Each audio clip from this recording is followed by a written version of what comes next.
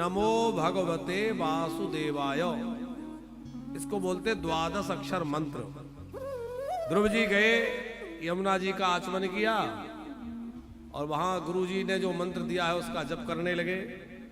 अब मंत्र का कीर्तन नहीं करना चाहिए नन्ना जी, मंत्र का जप करना चाहिए।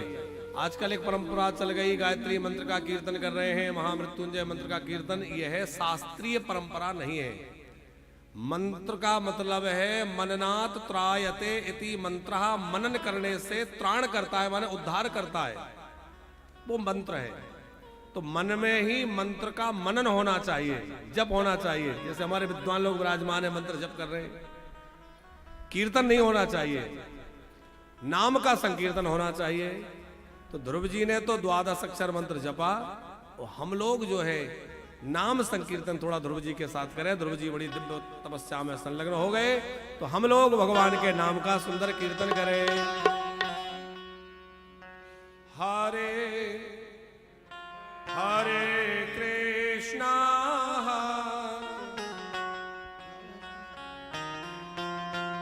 गोविंद गोपाल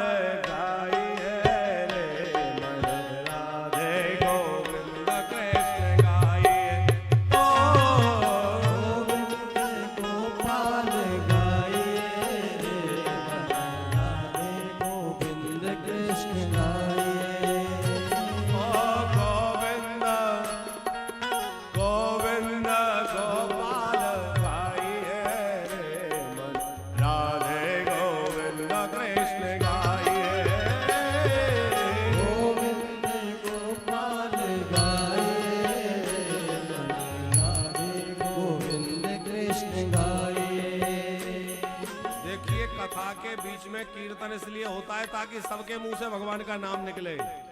कानों से तो नाम जा रहा है, पर मुंह से भी निकलना चाहिए। तो सभी लोग कीर्तन करेंगे।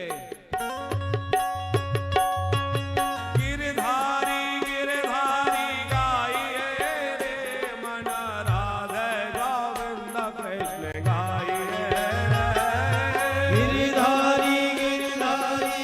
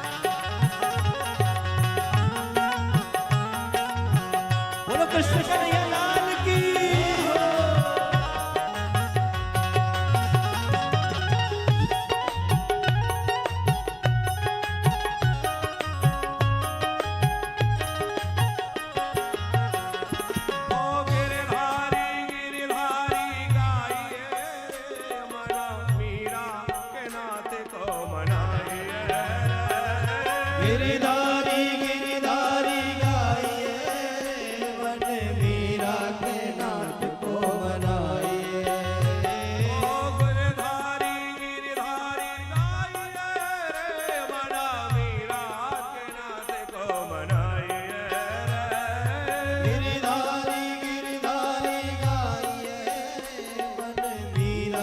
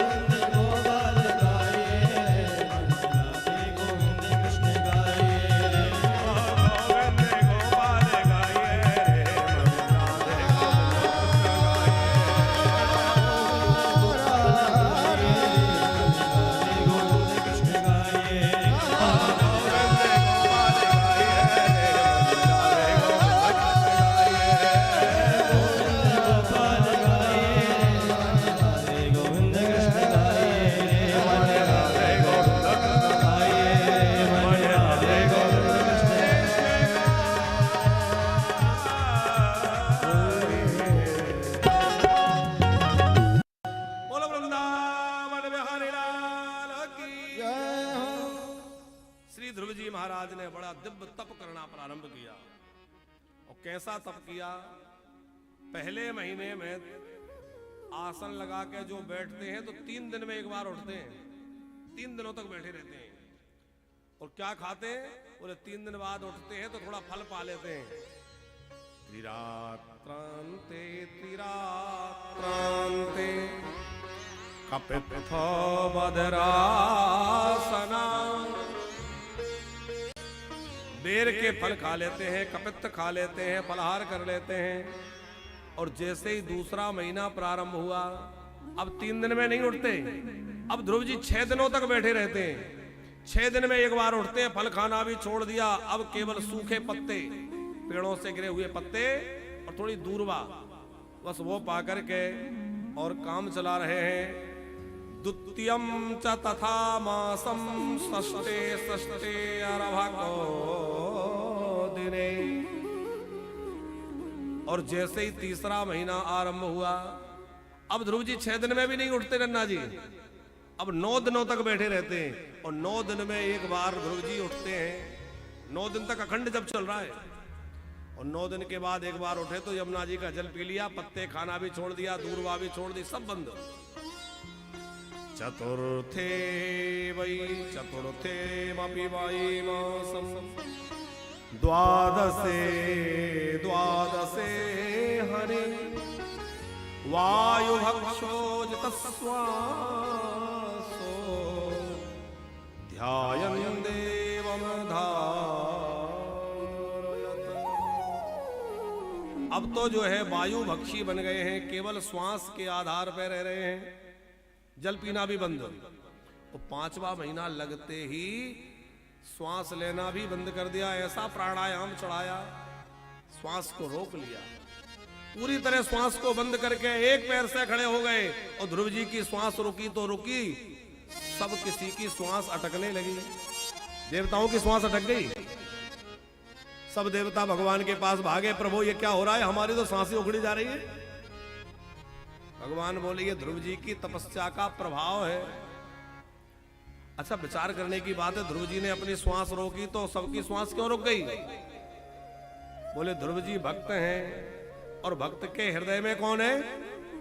भगवान, और भगवान के अंदर सारा ब्रह्मांड है। जब भक्त की श्वास रुकी तो भगवान की श्वास रुकी, और भगवान की रुकी तो सारे ब्रह्मांड की, क्योंकि सारा ब्रह्मांड भगवान के अंदर है।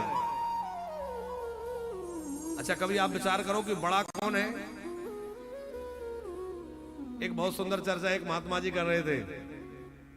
बोले पृथ्वी कहे कि मैं बड़ी तो शेष के सिर पे क्यों पड़ी? शेष जी के सिर पे राई के दाने जैसी रखी है। और शेष जी कहे कि मैं बड़ा तो शंकर जी के गले में क्यों पड़ा? अब शंकर जी कहे कि मैं बड़ा तो कैलाश पे जाके क्यों बसा? किसी कवि ने लिखा है, वो कैलाश कहे मैं बड़ा तो रावण के हाथ से क्यों उठा? रावण में शंकर जी और शेष जी सहित सबको कैलाश पे उठा दिया। पर रावण कहे कि मैं बड़ा तो बाली की कांख में क्यों पड़ा? और बाली कहे कि मैं बड़ा तो राम के हाथ से क्यों मरा? अब राम कहे कि मैं बड़ा तो भक्तों के हृदय में क्यों पड़ा? तो घूम फिर के बाद कहां गई? बोले भैया सबसे बड़े तो भगवान के भक्त होते हैं। जहां भगवान के भक्त हैं वहां भगवान भी उनके अधीन हो जाते हैं। तो भगवान ध्रुव जी को दर्शन देने मधुवन में पधारे। सहस्त्र शीर्षापि ततो गरोत्मता मधोर्वनम व्रतक्षयागता। अभी मैं अपने भक्त ध्रुव के दर्शन के लिए जा रहा हूं, भगवान कह रहे हैं। और जैसे ही भगवान आए तो ध्रुव जी की तो आंखें बंद थी, उन्हें पता ही नहीं कौन आया, आंख बंद, ध्यान चढ़ा है। भगवान आवाज लगा रहे हैं, बेटा ध्रुव, ध्रुव, बेटा ध्रुव। ध्रुव जी को कुछ पता नहीं। फिर भगवान ने सोचा कब तक खड़ा रहूंगा, तो ध्रुव जी के अंदर जो भगवान का रूप प्रकट हो रहा था, भगवान ने उसको हटाया। और जैसे ही अंदर का रूप ओझल हुआ ध्रुव जी महाराज झटपटाए, अरे कहां गया? वो आंख खोली तो जो रूप हृदय में प्रकट हो रहा था वही सामने खड़े हुए हैं, चतुर्भुज भगवान सामने खड़े हैं। अब ध्रुव जी के हाथ जुड़ गए। ध्रुव जी सोचते हैं कि मैं क्या करूं, क्योंकि स्तुति करूं तो कुछ आता नहीं, पूजा करूं तो कोई सामग्री नहीं, क्या करूं? भगवान समझ गए ये कुछ कहना चाहता है पर बोल नहीं पा रहा है। अच्छा, भगवान चाहे तो गूंगे को बहुत बोलने वाला बना दे, भगवान चाहे तो लंगड़े को पहाड़ चढ़ा दे। मूकम करो तु वाचालम पंगुम लंघते गिरिम यत कृपातमहं वंदे परमानंद माधव। भगवान ने अपना शंख लिया और ध्रुव जी के गाल से स्पर्श कराया, और भगवान का वह दिव्य शंख जैसे ध्रुव जी को स्पर्श हुआ तो ध्रुव जी के अंदर एकदम जैसे करंट लगता है ना, तरंगे आ गई और वेद वाणी ध्रुव जी को प्राप्त हो गई। और ध्रुव जी के मुख से ऐसे वेद मंत्रों के साथ भगवान की दिव्य स्तुति प्रकट होने लगी। क्या कहना, अद्भुत स्तुति ध्रुव जी ने की है। योऽन्तः प्रवस्समवाचमिमां प्रसूप्तां सञ्जीवयत्यखिलशक्तिधरा स्वधाम्ना अन्यस्य हस्तचरण श्रवणात्वगादि प्राणान्नमो भगवते पुरुषाय तुभ्यम्। हे प्रभु, ध्रुव जी कह रहे हैं आप सर्वशक्ति संपन्न हैं, आपने मेरी सोई हुई वाणी को जगा दिया, आप इंद्रियों को चेतना प्रदान करने वाले परमेश्वर हैं। बड़ी दिव्य स्तुति ध्रुव जी ने की। भगवान ने कहा वरदान मांगो। अब ध्रुव जी तो शर्मा रहे थे, क्या मांगे? भगवान बोले देखो, जिस राजगद्दी पे बैठने की लालसा थी पहले जाओ उस राजगद्दी को प्राप्त करो, और बाद में तुम्हें ऐसा लोक प्रदान करूंगा जिसकी सप्तऋषि तारा मंडल सब प्रदक्षिणा करते हैं, ध्रुव लोक। भगवान वरदान दे के अंतर ध्यान हुए। ध्रुव जी नगर में लौटे और जो सौतेली माता धक्का दे के निकाल दी थी वो भी आरती की थाली सजा के खड़ी थी। क्यों? बोले जा पर कृपा राम की होई, ता पर कृपा करे सब भैया। जिस पे भगवान की कृपा हो जाती है सारी दुनिया उसके पीछे हो जाती है।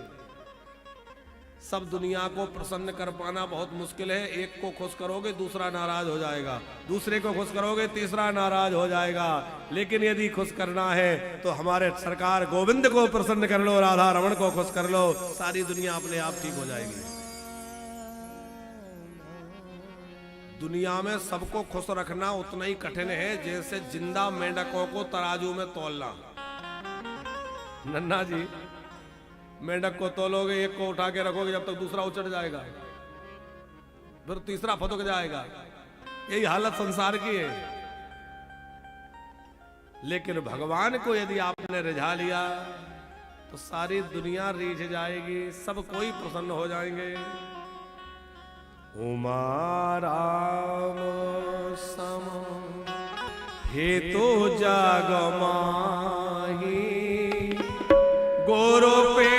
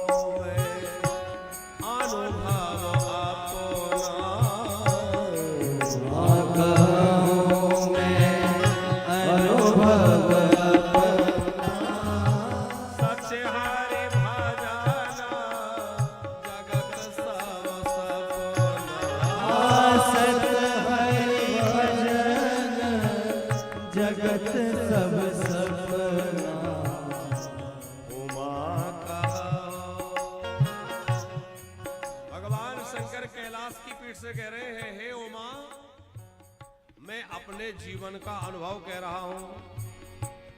बोले दुनिया को आप जब तक उसके काम के दिखोगे तब तक तो वो प्रेम करेगा, और जैसे ही देखा कि अब ये मतलब के नहीं रहे तो मुंह मोड़ने लग जाएगा। देख लेगा आ रहे हैं तो रास्ता बदल लेगा, बोले अरे कौन चक्कर में पड़े, अभी कुछ मांगने ना लग जाए, कोई पीछे कुछ लगा ना दे समस्या के ये कर दो। एक भगवान ऐसे हैं भैया कि संकट की घड़ी में जब कोई नहीं आता मेरे श्याम आते हैं। ध्रुव जी महाराज ने नगर में प्रवेश किया और ध्रुव जी को बाद में राजगद्दी पे बिठाया। 36,000 वर्षों तक ध्रुव जी ने राज्य किया है और बाद में मृत्यु के मस्तक पे पैर रख करके ध्रुवलोक को चले गए। आज भी ध्रुव तारे के रूप में चमक रहे हैं। इन्हीं ध्रुव जी के पावन वंश में अंग नाम के बड़े धर्मात्मा राजा हुए। वो अंग के पुत्र हुए थे बैन, और जिसका नाम ही बैन था उसने लगा दिया सारे धर्म कर्मों पे बैन। न कोई यज्ञ करेगा, न दान करेगा, न जप करेगा, न तप करेगा। बड़ा नास्तिक था। ये कहता था मैं ही भगवान हूं। महात्माओं ने बहुत समझाया, अरे बाबरे इतना अहंकार ठीक नहीं है, कितने आए कितने गए। अच्छा एक बात आपसे कहें, कभी ये अहंकार होना कि हमारे पास बहुत कुछ है, तो आप जरा एक बात देखना। एक संत की बात बतला मैं नन्ना जी। एक सेठ जी के यहाँ संत जी गए, कोई बड़ा धनी आदमी था, वो थोड़ा सा था कि मेरे पास इतना है, बार बार कहे देखो मेरा घर, ये मेरा ये ऐसा। तो संत जी ने कहा भैया तुम्हारे पास विश्व का जो वो होता है ना नक्शा, वो है क्या? बोले हाँ। तो वो लेकर के आया, मंगाया संत जी ने। संत जी ने कहा अच्छा ये बताओ इसमें तुम्हारा घर कहाँ है? बोले मेरा घर इतने, अब ये विश्व के ग्लोबल में मेरा घर कहाँ दिखेगा? अच्छा नहीं दिखेगा, कोई बात नहीं है, तुम अपना शहर दिखाओ। बोले इसमें तो मेरा शहर भी नहीं दिखेगा। तो अपना राज्य दिखा दो। बोले राज्य भी बड़ी मुश्किल से दिखेगा, कहीं एक बिंदु जैसा छोटा सा, क्योंकि इतने बड़े विश्व के उसमें एक राज्य भी क्या दिखेगा। अच्छा ये बता हमारा भारत कहाँ है? तो भारत उसने पूरा ढूंढ ढांड के दिखाया। बोले ये छोटा सा दिख रहा है, ये भारत है। बोले अरे बाबरे विचार कर, इतनी बड़ी दुनिया है जिसमें भारत भी इतना सा दिख रहा है और तेरे शहर का नामो निशान भी नहीं है, वहां तू छोटे से घर बना करके अभिमान करता है मैंने इतना बड़ा बना लिया। अरे भगवान की सामर्थ्य तो विचार कर कितनी बड़ी है। भगवान की दुनिया बहुत बड़ी है। और हमने एक दिन कहा था कि जब अपने पास कुछ होने का अहंकार आए तो अपने से ऊपर वाले देख लेना आपसे कितने बड़े बड़े बैठे हैं। और जब मन में ये लगे ना करे ये कोई जीवन है, हमारे पास तो कुछ नहीं है, तो अपने से नीचे वाले देख लेना हम लाखों से ऊपर बैठे हैं। कितने लोग बेचारे ऐसे जिनको 2 वक्त का भोजन भी नहीं मिल रहा, उनसे हम बहुत अच्छे हैं कि नहीं है? तो जब ये लगे कि हमें कुछ मिला नहीं तो नीचे वालों को देख लेना हम उनसे बहुत बढ़िया हैं। और जब ये लगे कि हमारे पास बहुत है तो ऊपर वालों को देख लेना कि भैया अभी कुछ नहीं, अभी तो बहुत कम है। अहंकार नहीं होगा। बैन को बहुत समझाया, नहीं माना, तो हुंकार से उसकी मृत्यु हुई। भगवान का पृथु नारायण के रूप में अवतार हुआ, पृथ्वी को व्यवस्थित किया। फिर प्रचेताओं का चरित्र है, प्राचीन वर्ही राजा का उपाख्यान है। उसके बाद महाराज मनु के ज्येष्ठ पुत्र प्रियव्रत जी का दिव्य चरित्र है। प्रियव्रतो भागवत आत्मा राम कथम मुने गृहे मूला कर्मबंधा परा। प्रियव्रत जी नारद जी के शिष्य हैं, आत्मज्ञानी हैं, संसार चक्र में नहीं पड़ना चाहते थे। ब्रह्मा जी ने समझाया बेटा ये गृहस्थी बंधन नहीं है। भजन करने वाला घर में रह के गृहस्थी में रह के भी भजन कर लेता है, और जिसको नहीं करना वो जंगल में जाके भी दुनिया बसा लेता है। वहां भी वो अपने चक्कर में कुछ ना कुछ माया के चक्कर में पड़ा रहता है। अच्छा आप विचार करिए, विभीषण जी ने लंका में रह के भजन कर लिया कि नहीं? नन्ना जी एक बार किसी ने शिकायत रावण से कर दी कि तुम्हारा भाई तुम्हारे शत्रु का नाम लेता है, पूरी घर पे लिख रखा है राम नाम अंकित ग्रह। रावण ने विभीषण को तलब किया, क्यों शत्रु का नाम लिखते हो? विभीषण बोले नहीं, ये सब लोग कह रहे हैं तुम्हारे कुटिया पे मेरे शत्रु का नाम लिखा है। बोले नहीं नहीं सरकार, मैं तो आपका ही नाम लिख रखा है, वो आप ही का भजन करता हूं। मेरा? बोले देखो आपका नाम रावण, भाभी जी का नाम मंदोदरी। अब रावण मंदोदरी कहूं तो लंबा होता है, तो मैंने रावण का रा और मंदोदरी का मां ले लिया और दोनों को मिला के राम राम राम राम कहता रहता हूं, तो रावण मंदोदरी का ही नाम ले रहा हूं। रावण बोला तब बढ़िया है, करो। अब रावण तो विद्वान है, सब जानता है, पर रावण ने भी कहा बढ़िया करने दो। तो कहने का मतलब यह है कि कोई राक्षसों में रह के भजन कर लेता है, जैसे प्रहलाद जी ने कर लिया, और कोई घर में रह के भी नहीं कर पा रहा है, मंदिर में बैठ के भी नहीं कर पा रहा है, तीर्थ में बैठ के भी नहीं कर पा रहा है। तो 6 शत्रु मनुष्य के पीछे लगे हैं। कौन कौन से शत्रु हैं? काम, क्रोध, लोभ, मोह, मद और मत्सर। ब्रह्मा जी कह रहे हैं या सड़ सपत्न्यान द्विजिगी समानो ग्रहे सुनिर्विषयत पूर्वम अत्येति दुर्गास्त्रतोर्जतारिं क्षीणेषु कामं विचरेदुपस्थित। 6 शत्रु सबके पीछे लगे, काम, क्रोध, लोभ आदि। अच्छा, सबसे बड़ा शत्रु विजेता कौन है? बाहर के शत्रुओं को मारने वाला नहीं, अंदर के शत्रु को जीत सके। शत्रुहण जी का नाम वशिष्ठ जी ने जब रखा तो कहा जिनके स्मरण से शत्रुओं का नाश हो जाए वो शत्रुहण जाके सुमरण तेरे पुनासा, नाम शत्रुहण वेद प्रकाशा। अब आप कल्पना करिए, विचार करिए कि शत्रुहण जी ने कौन से राक्षसों को मारा? कोई शत्रुओं को मारने गए? एक को ठीक किया है शत्रुहण जी ने। अयोध्या में राम जी का राज तिलक होते होते रुक गया, नहीं हो पाया, वनवास हो गया। तो किसके कारण? बोले मथुरा के कारण। तो अयोध्या की सबसे बड़ी शत्रु कौन है? मथुरा, जो अंदर छुपी बैठी है। बोले बाहर के शत्रुओं से उतना खतरा अयोध्या को नहीं है जितना छुपी हुई शत्रु से है। तो छुपे हुए शत्रु को जो ढूंढ के मारे वो शत्रुहण है। और भैया हम भी तभी शत्रुहण बनेंगे जब अंदर बैठे हुए काम, क्रोध आदि शत्रुओं को मार लें, तो हम शत्रुहण कहलाएंगे। प्रियव्रत जी ने पिताजी की बात और अपने दादाजी की बात, ब्रह्मा जी की बात मान के विवाह करना स्वीकार किया। विश्वकर्मा जी की पुत्री बृहस्पति से आपका विवाह हुआ। फिर आपने अपने 7 पुत्रों को 7 द्वीपों का राजा बनाया। जम्बू द्वीप के राजा अग्निद्र हुए, इनके पुत्र नाभि जो अजनाभ खंड के राजा हुए। फिर इनके ऋषभदेव भगवान प्रकट हुए, भगवान ऋषभदेव के पुत्र भरत हुए, जो बड़े प्रतापी भरत, जिनके नाम से इस भूमि का नाम भरत खंड पड़ गया। अजनाभ खंड का नाम भरत खंड, भरत राजा के कारण। 3 बड़े प्रतापी भरत हुए, एक ऋषभदेव के पुत्र भरत, एक शकुंतला के पुत्र भरत और एक कैकेयी के पुत्र भरत। एक कर्मयोगी, एक ज्ञान योगी, एक भक्ति योगी। भरत जी का दिव्य चरित्र है। फिर इनको बाद में मृग के मोह के कारण मृग बनना पड़ा, वो चरित्र आपने सुना है। अब चूंकि कल नंदोत्सव तक जाना, इसलिए समास विधि से आगे की कथाएं। आगे रहुगण को उपदेश करके जड़ भरत जी भगवत धाम को पधारे हैं। नरकों का वर्णन किया है, और नरकों का वर्णन करने के बाद नाम की महिमा को प्रकट करने के लिए अजामिलोपाख्यान सुनाया है।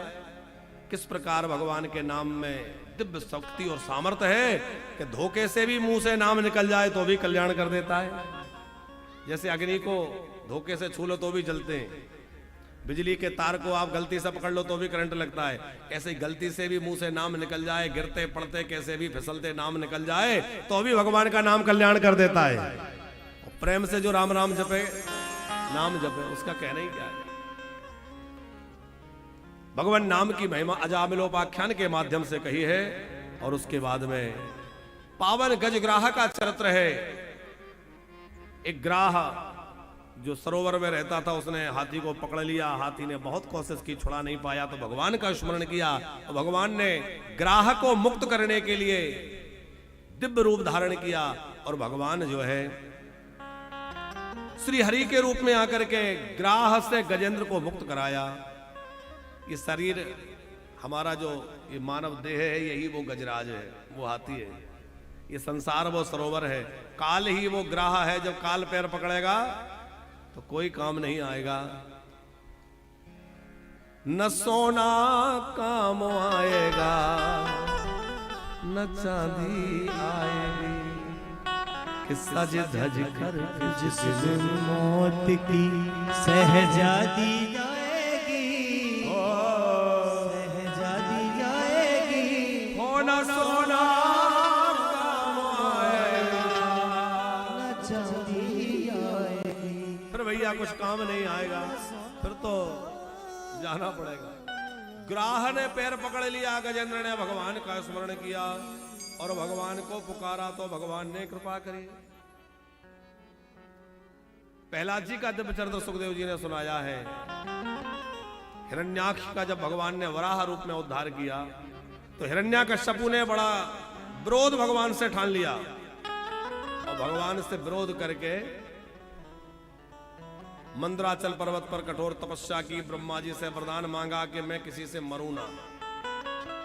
अच्छा, वरदान क्या मांग रहा है? मैं किसी से मरूं ना। इसका मतलब है कि हम भले ही सबको मारें पर हम ना मरें। रावण भी यही कह रहा है, हम काहू के मरे ना मारे, मतलब हमें कोई ना मारे, हम सबको मारे। और ये दुष्ट प्रकृति के आसुरी भाव के लोग होते, वो यही सोचते हैं कि हमारा कोई कुछ ना बिगाड़े, हम सबका बिगाड़े।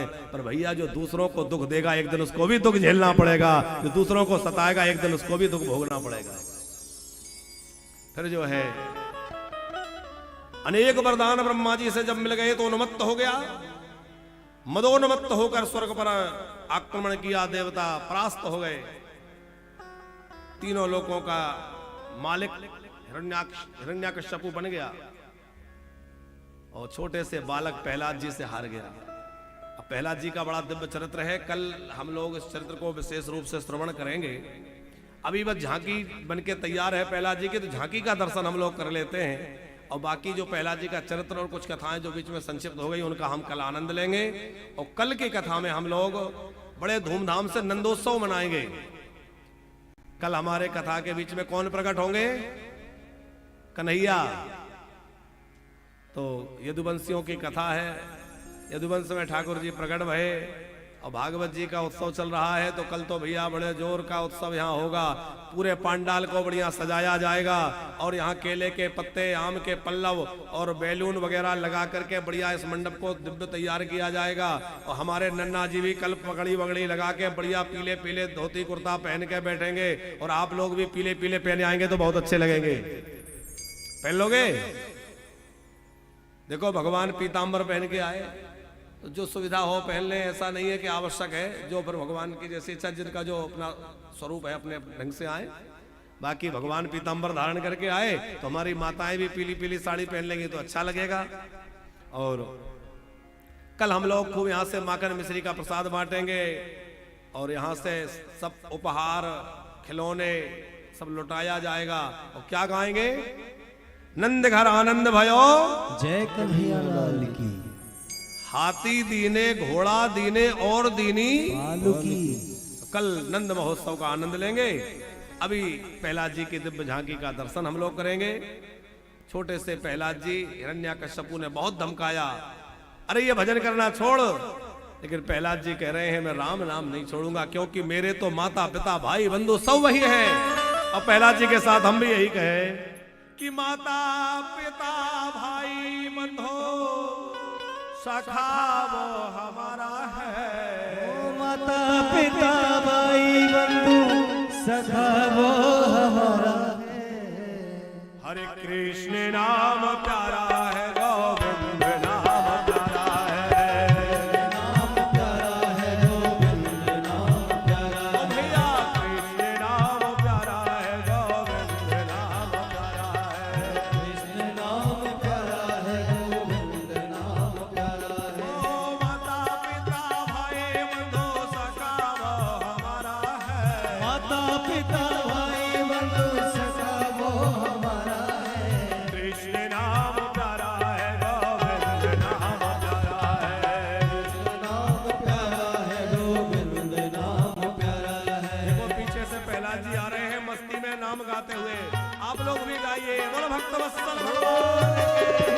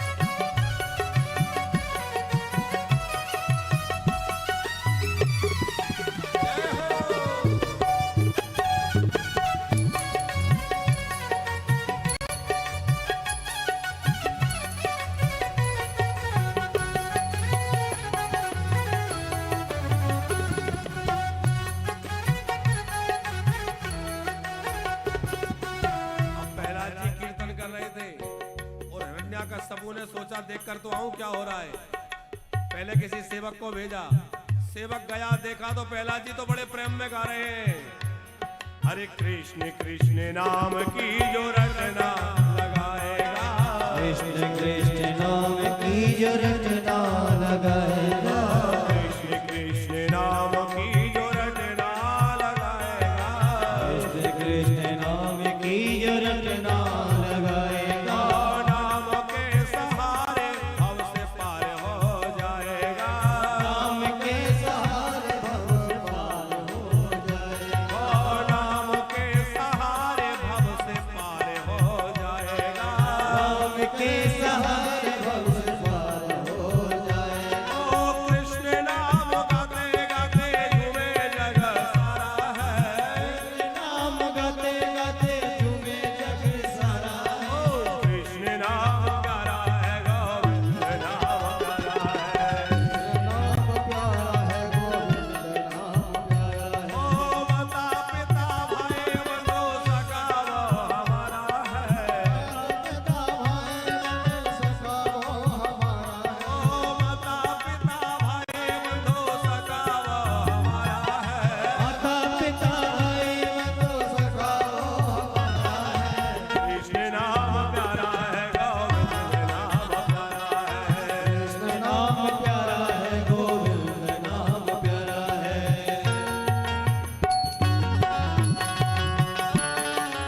मुरली वाले की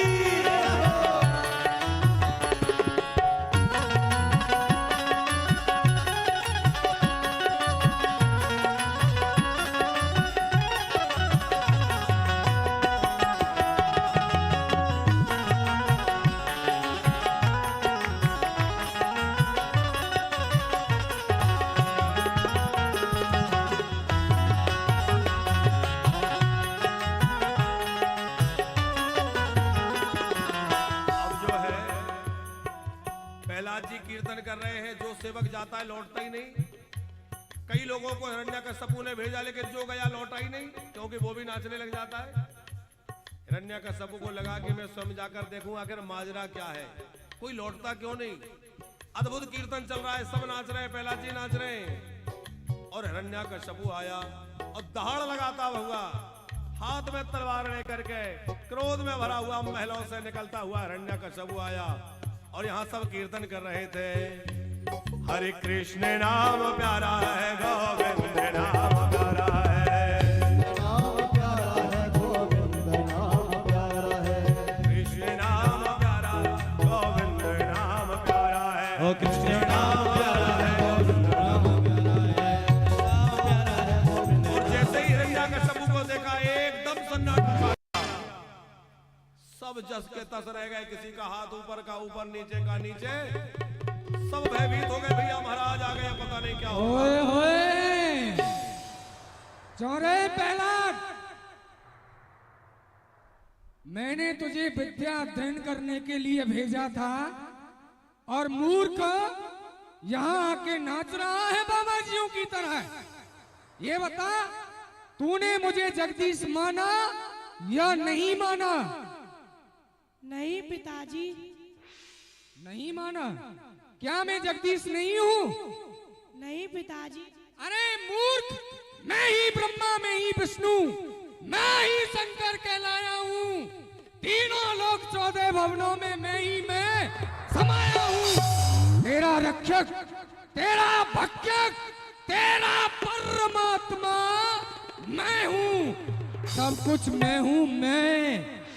नहीं पिताजी, आप तो बकरी की तरह में आते रहते।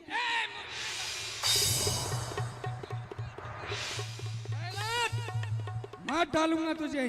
सुन, क्रोध का दरिया चढ़ा तो ढांस से ढह जाएगा, और भगवान के बदले में तू भक्त भी मारा जाएगा। मार डालूंगा प्रहलाद। नहीं चाहिए मुझे नालायक निकम्मा दिल जला बेटा। बुरा होता है घर में ढीठ बावला बेटा, कटाएगा पिता की खड़क से तू अपना गला बेटा। ये पृथ्वी रोके पुकारेगी मरा बेटा, मरा बेटा। इधर देख, मेरा कितना सुंदर ये महल है। ऊपर देख, कितनी हाइट है। देख रहा है ऊपर देख, तू मेरा हो जा बेटा, तू मेरा एक ही बेटा है, तुझे समझा रहा हूं, तू मेरा हो जा और मेरा बन जा। ये जो कुछ है सब मेरा है। एक बार मुझको जगदीश बोल दे, ये राजपाट सब तेरा है। ये पूरा महल मैं तुझे दे दूंगा और मैं चला जाऊंगा वन में। बोल दे बेटा। नहीं पिताजी, नहीं नहीं नहीं। पहला, हमें आजाद किसी देश के गुलाम नहीं, किसी की इज्जत हुकूमत से काम नहीं। इसमें लब होगा, दूंगा तुझे पानी का जाम नहीं। तुझे आज रुला रुला के नहीं मारा तो हिरण्यकश्यप मेरा नाम नहीं। मार डालूंगा तुझे, आंखें निकाल दूंगा तेरी, आंखें निकाल रहा है मूर्ख। तो जैसी संतान से तो मेरे घर में पुत्र नहीं होता तो ही अच्छा था। हैं? पिता विरोधी हो गया है तू, पिता का विरोध करता है और उस छलिया विष्णु का भजन करता है जो हमारा शत्रु है, जिसने हमारे भाई का वध किया। तू जानता है क्या बना था? सूगर बन के आया था। हैं? ऐसे परमात्मा को तू मानता है? और इधर देख ले, इधर देख मूर्ख, तेरा पिता इतनी लंबी लंबी मूंछ देख, ऐसा मुकुट देख, इतना बड़ा राज देख, अपने पिता को परमात्मा नहीं बोलता है। ये बता, तेरा वो जगदीश कहाँ रहता है, क्या खाता है, कहाँ सोता है? यदि तेरा वो परमात्मा मेरे सामने आ गया तो एक ही मुक्के में उसकी आत्मा निकाल के तेरे हाथों में दे दूंगा। कहाँ है रे तेरा जगदीश? पिताजी वह तो पूरी सृष्टि में है। पूरा ज्ञान देने लग गया है? पूरी सृष्टि में घुस गया। अरे एक जगह बता कहाँ रहता है? वह तो इस खम्भे में भी है। बेटा वो जगदीश तेरा भगवान नहीं है, वो भैरोपिया है, भैरोपिया। इस खम्भे में घुस गया। सुन पहला इधर आजा, इस खम्भे को तोड़ के एक ही मुक्के में चकनाचूर कर दूंगा और आया तेरा वो जगदीश तो मरने के लिए मजबूर कर दूंगा। खम्भे में है ना, इसी में है, बोलता क्यों नहीं है?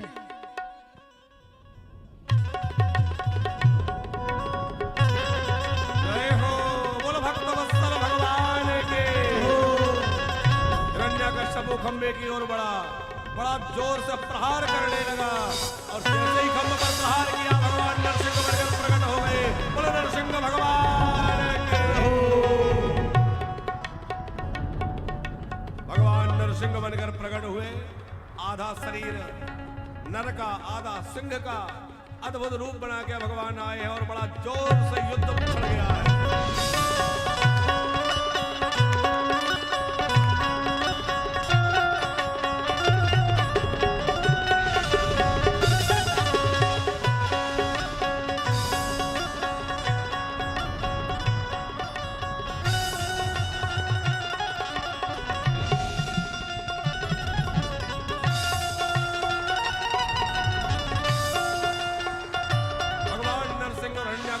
युद्ध चल रहा है। देवता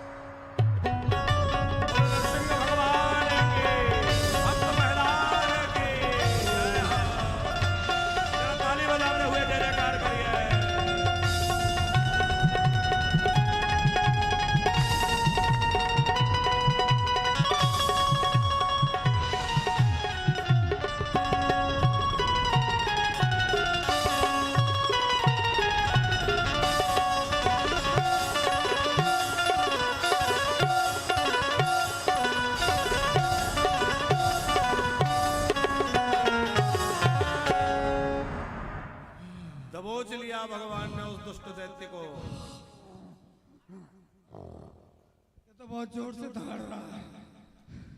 नहीं मरूंगा, मैंने बहुत वरदान मांगे हैं। भगवान ने पूछा क्या क्या वरदान है, सब याद कर ले। मैंने वरदान मांगा है ना मैं दिन में मरूंगा ना रात में। भगवान बोले देख ना दिन है ना रात है, तो शाम का समय है, इसी संध्या की बेला में तुझे मारूंगा। इसको भी अभी होना था, अभी नहीं मरूंगा। क्यों? मैंने वरदान मांगा है ना घर के बाहर मरूंगा ना घर के अंदर। भगवान बोले देख ना तू अंदर है ना बाहर है, तू इस समय बीच दहली पर है, मैं तुझे इसी दहली पे मार डालूंगा। पहले नहीं पता था, नहीं देली नहीं लगवाता।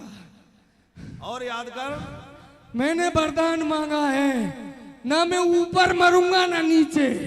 भगवान नरसिंह बोले देख ना तू इस समय ऊपर है ना नीचे, ना भूमि पे है ना अंतरिक्ष में, तू मेरी जंगाओं पर है, यही तुझे मार डालूंगा। अभी नहीं मरूंगा। क्यों?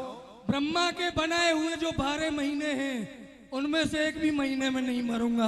भगवान बोले ये 13वां महीना मैंने तेरे लिए ही बनाया है, अधिक मास, इसी में तुझे मारूंगा। पहले नहीं पता था, नहीं इस वरदान को भी मांग लेता। अभी नहीं मरूंगा। और क्या मांगा ना है? मनुष्य से मरूंगा ना जानवर से ना पशु से, किसी से भी नहीं मरूंगा। भगवान बोले देख ना मैं पशु हूँ ना मनुष्य हूँ। ऊपर देखता है हिरण्यकश्यप तो मनुष्य, नीचे मनुष्य ऊपर पशु, पता नहीं क्या है। अभी नहीं मरूंगा, ना अस्त्र से मरूंगा ना शस्त्र से। भगवान बोले तुझे मारने अस्त्र शस्त्र की आवश्यकता नहीं है। भगवान ने अपने नखों को बढ़ाया अरे बचा और ले अपने नखों को बढ़ाकर भगवान ने चीर डाला उसके पेट में, और पेट में चीर कर समाप्त कर दिया। देवता का जयकार कर दे। बोलो भक्त प्रहलाद की, नरसिंह भगवान की। और भगवान की देवताओं ने जय जयकार की है। प्रहलाद जी को भगवान ने गोद में ले लिया है, और गोद में भगवान ने प्रहलाद जी को बिठाया। भगवान के भक्त सब कीर्तन कर उठे, श्रीमन नारायण नारायण नारायण।